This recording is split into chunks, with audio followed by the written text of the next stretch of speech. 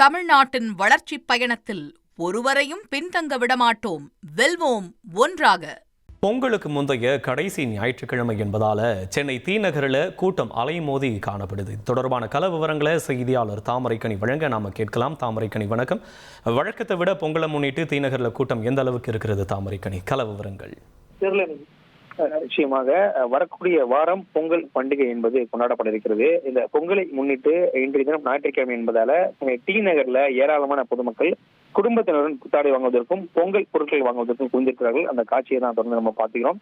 குறிப்பாக தீபாவளி பண்டிகையின் போது இங்க இந்த இதே ரங்கநாதன் தெருவில் தான் ஏராளமான மக்கள் குவிந்தார்கள். அதுக்கு காவல்துறை பாதுகாப்பு என்பது போடப்பட்டிருந்தது. எனவே இன்றைய தினம் பொங்கல் பண்டிகை வார விடுமுறை ஆகிய 2 நாட்கள் என்பதால் ஏராளமான காவலர்களும் இந்த பகுதியில் தற்பொழுது பாதுகாப்பு ஈடுபட்டு வருகிறார்கள். மேலும் குடும்பத்துடன் வரக்கூடிய குழந்தைகளை அழைத்து வருபவர்கள், வயதானவர்கள் அனைவரும் பாதுகாப்பான முறையில் இங்கிருந்து செல்ல வேண்டும் என தொடர்ந்து காவல்துறையினர் அறிவுறுத்தி வருகிறார்கள். எனவே வர வாரம் பொங்கல் பண்டிகை கொண்டாடப்படக்கூடிய சூழ்நிலையில் புத்தாடை வாங்குவதற்கு ஏராளமான மக்கள் தற்போது தீநகர் முழுவதும் குவிந்திருக்கிறார்கள்.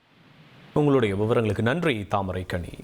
தமிழ்நாட்டின் வளர்ச்சிப் பயணத்தில் ஒருவரையும் பின்தங்க விடமாட்டோம், வெல்வோம் ஒன்றாக.